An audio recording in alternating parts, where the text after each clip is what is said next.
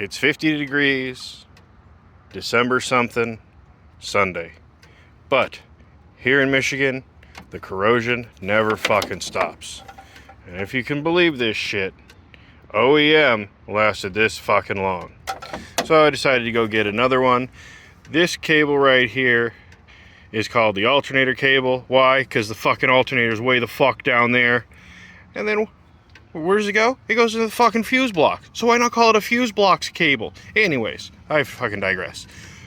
3 10 millimeters, 2 8 millimeters, and 2 13 millimeters underneath the fucking block. So you route this, you gotta get one of these motherfuckers and fucking jingle jang these 6 goddamn finagle clips off of this motherfucker, and then just fucking poppity poop and zippity zap 13, Bob's your uncle.